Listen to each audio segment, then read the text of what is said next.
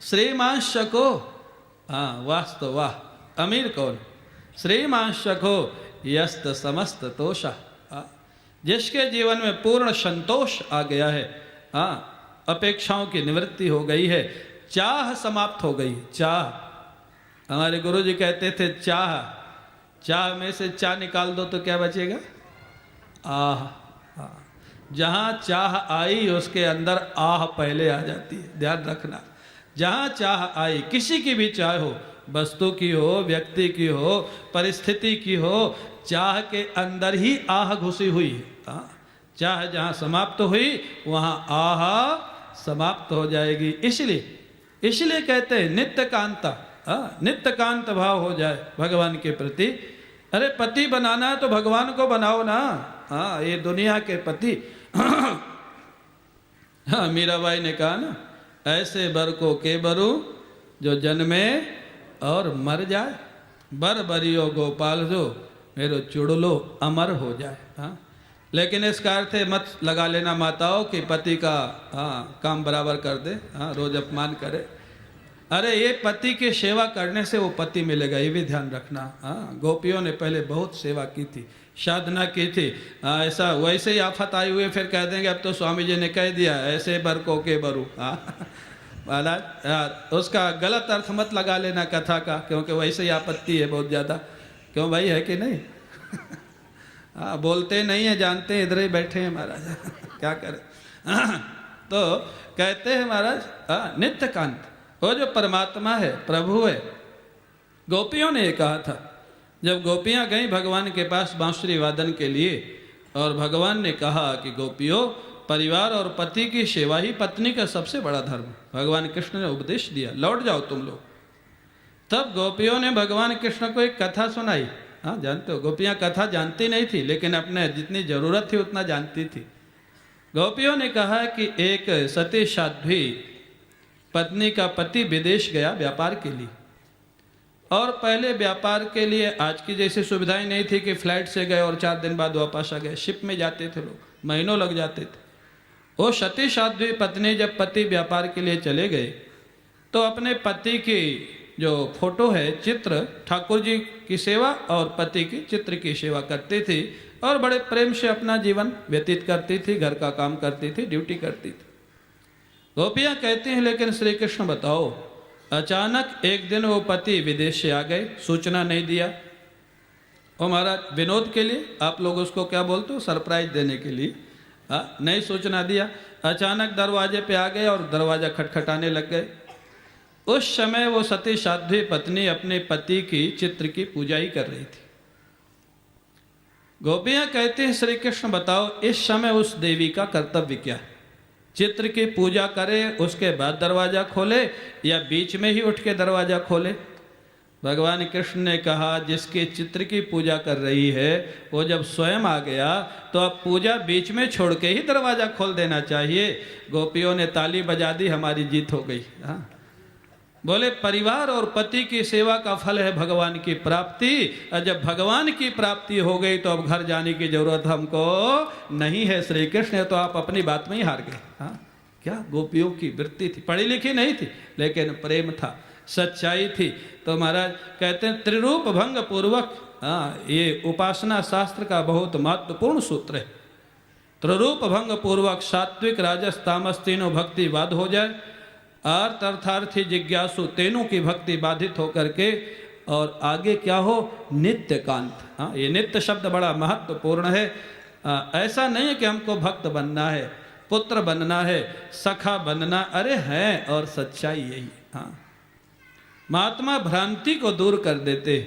ऐसा नहीं है कि आप भगवान के सखा नहीं हो, भगवान के ही सखा हो आप। और आप स्वयं रोज बोलते हो त्वमेव माता च पिता त्वमेव, और केवल तुम बोलते हो ऐसा ही नहीं है, भगवान कृष्ण वो भी बोलते, पिता हमस्य जगतो माता धाता पितामह।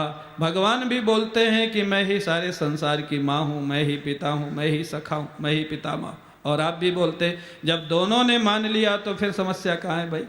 भ्रांति की समस्या है, सच्चाई नहीं, ये भ्रांति है। तो जब नित्य प्रेम तभी होगा, ध्यान रखना। इस शरीर से जब जीवन ऊपर उठ जाएगा तभी सच्चा प्रेम होता है। उसके पहले बुरा मत मानना।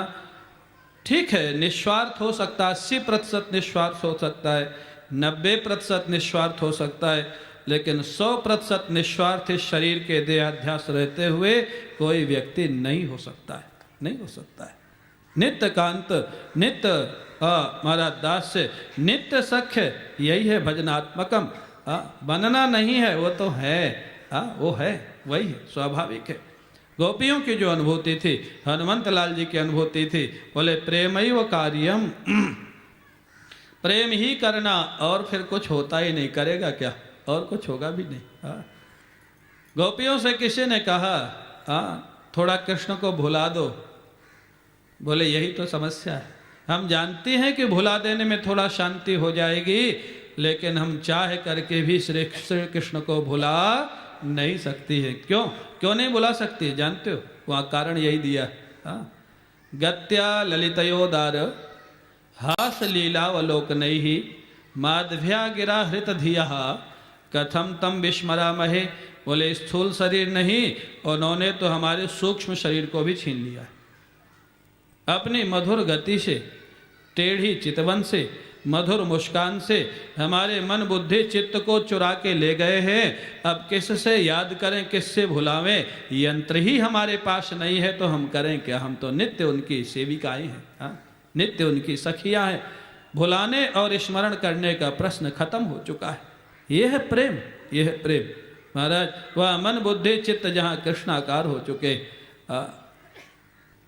हमारे महाराज जी एक किसी कवि की वो पंक्ति प्राय बोलते थे, माने भी सुना होगा, प्रेम गली में आके खोए गए हैं दोनों। मन आपको ढूंढता है, मैं मन को ढूंढता हूँ। ये प्रेम गली ऐसी है जहाँ दोनों खो गए। बोले चित्त आपको खोज रहा है और मैं चित्त को खोज रहा हूँ कि चित्त कहाँ है। चित्त का आगे दोनों खो गए।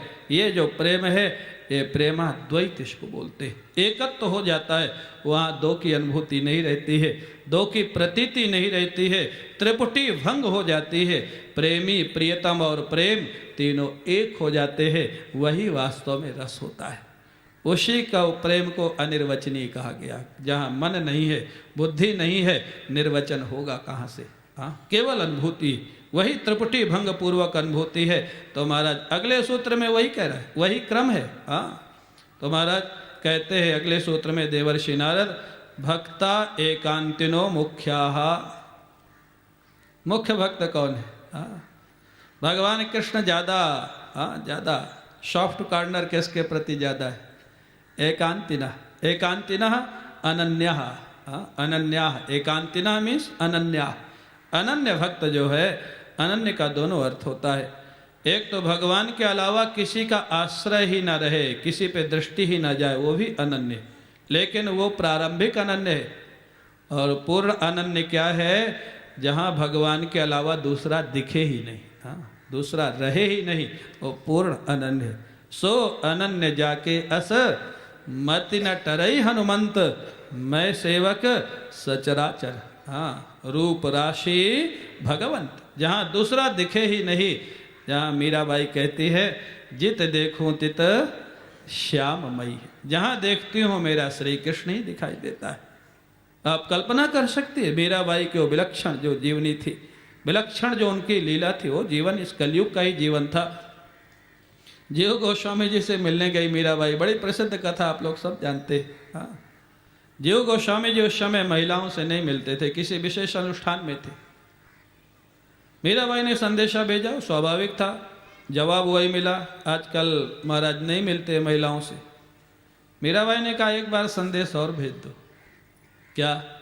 बोले उनसे कह देना कि मैंने तो सुना था कि ब्रज में पुरुष तो केवल श्री कृष्ण ही है, बाकी सब गोपियां हैं। ये दूसरा पुरुष ब्रज में कौन रह रहा है, जरा मेरे को परिचय चाहिए उनका। जहाँ ये संदेश उस सेवक ने दिया, जीव गोस्वामी जी अनुष्ठान छोड़ के दौड़ते हुए आए। वो समझ गए ये देह से ऊपर उठी हुई कोई साधिका है।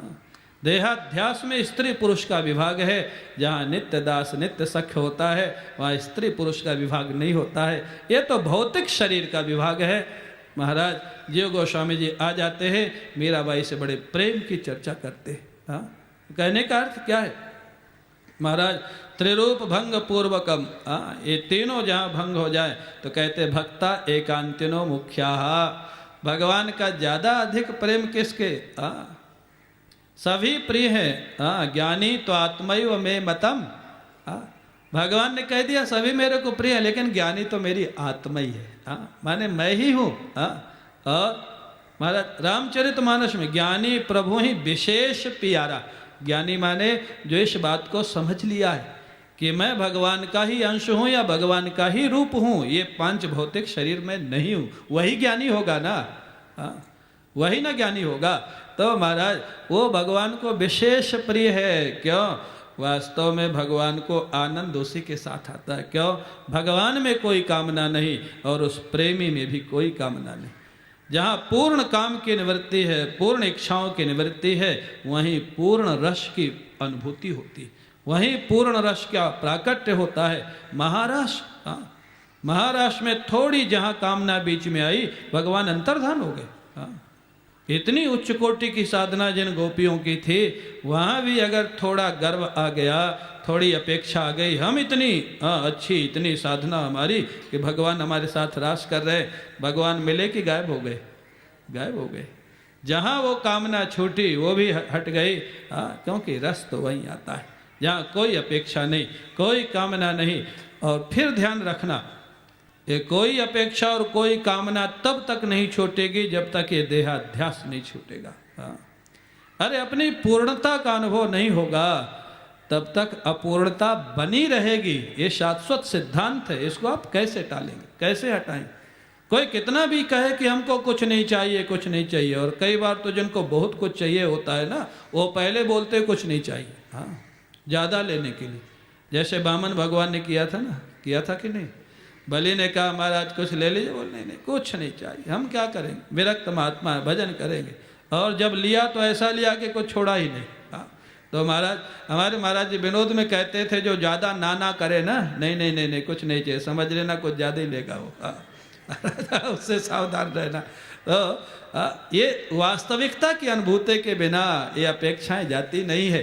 अपनी पूर्णता की अनुभूति के बिना, स्वरूप की अनुभूति के बिना, एक सिद्धांत है, स्वाभाविक है। व्यक्ति जब तक शरीर में बैठा हुआ है, पूर्णता की अनुभूति नहीं है, तब तक चाहे न चाहे कोई न कोई अपेक्षा उसकी बनी ही रहेगी। और नहीं तो सम्मान की अपेक्षा बनी रहेगी। कुछ नहीं चाहिए तो लोग ये तो सोचें कि मैं इतना बड़ा त्यागी हूँ, ये भी तो अपेक्षा ही है ना। अगर लोगों ने नहीं कहा त्यागी है तो दुख होगा कि नहीं? हमारे महाराज जी कहते थे, एक सत्संगी था, काफ़ी दिन से सत्संग करता था, सबसे पीछे बैठता था, और जहाँ जूता चप्पल लोग उतारते थे वहाँ बैठ जाता था। और बाद में बोलता था ये सब स्वाभिमानी लोग हैं जो आगे बैठते। बोले मैं कितना निराभिमानी हूँ कि वहाँ बैठता हूँ जहाँ लोग जूता चप्पल उतारते। माने निराभिमानिता का भी एक अभिमान विद्यमान था कि नहीं? मैं कितना निराभिमानी, ये भी एक अभिमान। मैं कितना त्यागी, ये भी एक अभिमान। मेरे को लोग त्यागी समझें, ये भी तो एक अपेक्षा है ना। विरक्त समझे, ये भी तो एक अपेक्षा। और ये अपेक्षाएं जब तक ये शरीर का अध्यास बना हुआ है तब तक जाने वाली नहीं है। इसलिए नारद जी ने सावधान कर दिया, नित्य दास, नित्य कांता, नित्य सख्य, नित्य वात्सल्य का जब तक अनुभव नहीं होगा तब तक पूर्ण प्रेम नहीं होता है। प्रेम होगा, पूर्ण प्रेम नहीं होगा। और भगवान को भी वही प्रिय है, कौन? भक्ता एकांतिनो मुख्याः। एकांत भक्त जो है, एकांत माने एकांत का दोनों अर्थ है। जो भगवान के प्रेम के बीच में किसी तीसरे को स्वीकार नहीं करते हैं, चाहे दुनिया हो, चाहे परिवार हो, चाहे संपत्ति हो। मैं तो गिरधर हाथ बिकानी, अब तो होनी होए सो होए। जो होना है सो हो, अब कोई चिंता नहीं, मेरे और ठाकुर के बीच में कोई नहीं आ सकता है। आप जानते, तभी तो मीराबाई के जीवन में ठाकुर जी स्वयं आए थे ना। स्वयं आए थे। आपको शायद वो घटना मालूम होगी। मीराबाई तो राजघराने से, और उनके घर में एक संत आते थे, हमेशा ही आते थे। उनके राजघराने में बड़ा सम्मान था उनका, और वो गिरधर गोपाल की सेवा करते थे, बड़े प्रेमी थे। मीराबाई 4-5 वर्ष की अवस्था थी, आके बैठ जाती थी। वो तो पिछले जन्म के संस्कार थे। माधवी सखी थी ये द्वापर युग के भगवान कृष्ण की लीला की। माधवी सखी मीराबाई, वो बैठ जाती थी। और जब वो ठाकुर की सेवा होती, पिछले जन्म के संस्कार, वो बच्ची को बड़ा आनंद आता, मीरा को। कभी शरीर रोमांचित होता, आंख से आंसू गिरने लग जाते। महात्मा को बड़ा अच्छा लगता, इतनी छोटी बच्ची और इतना भाव, बड़ा अच्छा लगता। एक दिन वो महात्मा जी ने प्रसन्न होकर कह दिया, बेटी तुमको क्या चाहिए बताओ। हाँ, जैसे बच्चों से लोग महात्मा प्रसन्न होकर बोल देते, लेकिन वो महात्मा को पता नहीं था कि ये बेटी क्या मांगेगी। जैसे उन्होंने कहा क्या चाहिए बताओ, मीरा ने कहा अगर आप देना ही चाहते हैं ना तो ये गिरधर गोपाल मेरे को दे दो। हाँ, महात्मा के प्राण थे। महात्मा रोने लग गए। हाँ, महात्मा ने कभी कल्पना भी नहीं की होगी कि इतनी छोटी बच्ची ये ठाकुर जी को मांगेगी। महात्मा रोने लग गए और इतना प्रेम था कि अंत में महात्मा अपने वचन से पीछे हट गए। हाँ, उन्होंने कहा बेटी ये तो मेरे प्राण है, ये मैं नहीं दे सकता तुमको। हाँ, वो भी एक प्रेम था। सत्य की रक्षा करें या ठाकुर को साथ में रखें। जहाँ सत्य और ठाकुर आमने सामने आ जाएंगे वहाँ भक्त ठाकुर को स्वीकार करेगा, सत्य को छोड़ देगा। महात्मा ने कहा ये मैं नहीं दे सकता। मीराबाई भी उदास होकर चली गई। लेकिन जानते हो रात में क्या हुआ? रात में ठाकुर जी आए। ठाकुर जी ने महात्मा जी को स्वप्न में आदेश दिया, संत जी आपकी सेवा से मैं बहुत खुश हूँ। इतने दिन मैंने आपकी सेवा ली है, लेकिन अब मेरा मन है मीरा की सेवा लेने का, आप उनको दे दो। आप कल्पना कर सकते हैं जहाँ ठाकुर आकर के संत को आदेश देते हैं कि मेरे को मीरा के पास जाना है, वो मीरा। हाँ, जहाँ देहाध्यास समाप्त था जन्म से ही महाराज, हाँ जन्म से ही समाप्त था, वहीं प्रेम हो सकता है। और प्रातःकाल रोते रोते उस महात्मा ने अपने ठाकुर को मीराबाई को दिया।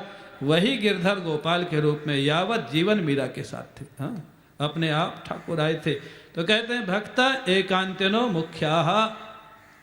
भक्त वास्तव में कौन अधिक प्रिय है भगवान को?